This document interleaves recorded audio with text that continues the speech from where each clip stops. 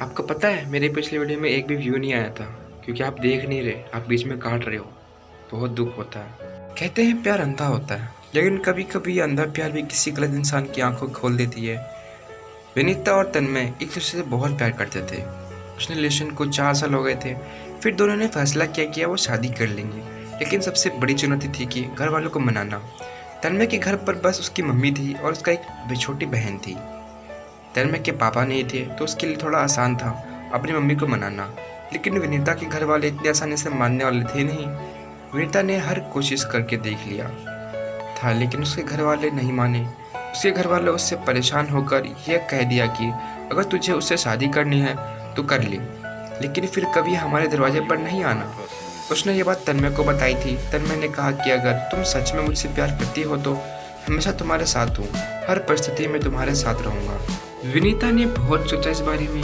उसने सोचा कि अगर वो तन्मय से शादी नहीं करती हूँ तो कल को उसके घर वाले कहीं ना कहीं उसकी शादी कर ही देंगे, लेकिन वो किसी और के साथ खुश नहीं रह पाएगी क्योंकि वो तन्मय से बहुत ज़्यादा प्यार करती थी और उसके बिना वह रहने की सोच भी नहीं सकती थी। और अगर वह तन्मय से शादी कर लेती है तो कल को उसके घर वाले भी देखेंगे कि वो तन्मय के साथ कितनी खुश है, तो शायद उसके घर वाले भी उनका रिश्ता मंजूर कर लेंगे।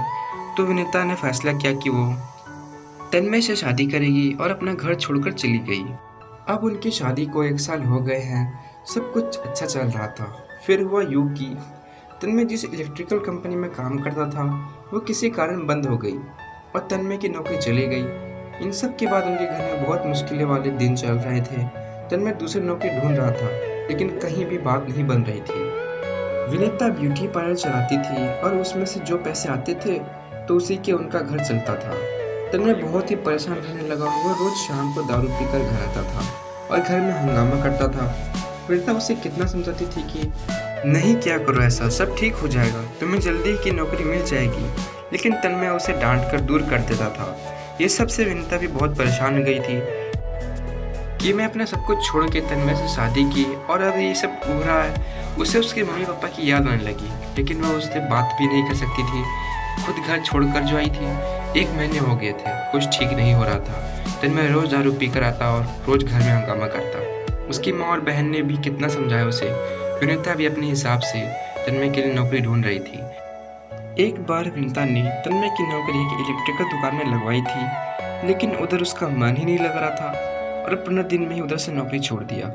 उस सब के बाद विनीता तन्मय के साथ प्यार से पेश आती। तन्मय पूरा दिन घर पर ही रहता था और विनीता पूरा दिन ब्यूटी पार्लर में काम करती थी। शाम को जब वह घर जाती तो सबके लिए खाना बनाती और घर का काम करती थी। तन्मय विनीता से ज़्यादा बात भी नहीं करता था। अब विनीता से जो जितना होता वो सब कुछ करती थी। बहुत दिन बीत गए थे। ऐसे ही इतने दिनों में तन्मय ने देखा था कि विनीता ने कभी भी उस पर कोई शिकायत नहीं करती थी, कभी बस चुपचाप पूरे घर का ध्यान रखती थी। ये सब देखकर तन्मय को बहुत बुरा लग रहा था। अब उसने सोचा कि शादी के बाद उसने विनीता को कोई खुशी नहीं दिया, उसके भी कुछ सपने होंगे, अरमान होंगे। ये सब सोचकर एक दिन उसने विनीता से बोला कि मुझे कुछ रुपए की ज़रूरत है, क्या तुम मुझे दे सकती हो? विनीता ने तन्मय से कुछ नहीं पूछा और अपने बचाए हुए रुपए उसने तन्मय को दे दिया, जो 20,000 थे। तन्मय अगले दिन कहीं घर से बाहर गया, किसी को बिना बताए। वो लगातार कुछ दिनों तक रोज कहीं जाता था। उसने घर पर किसी को नहीं बताया था कि वह कहाँ जाता है, क्या करता है। और कुछ दिनों बाद घर पर उसने कहा कि कल सबको मेरे साथ कहीं चलना है। विनीता बोली मैं नहीं जा सकती, ब्यूटी पार्लर जाना रहता है। तन्मय ने बड़े प्यार से उसे कहा कि कल ब्यूटी पार्लर बंद रहेगा और तुम मेरे साथ चलोगी।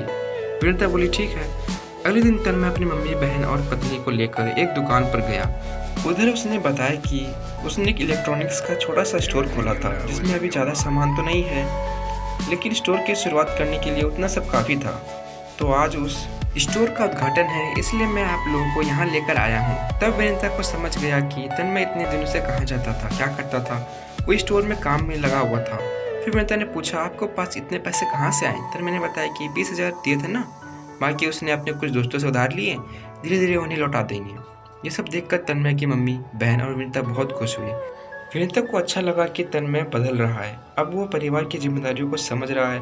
अब तन्मय और विनीता दोनों अपने अपने काम में अच्छा कर रहे थे और 1 साल के अंदर ही तन्मय के स्टोर की बहुत तरक्की हुई। फिर उसने सबका कर्जा लौटा दिया।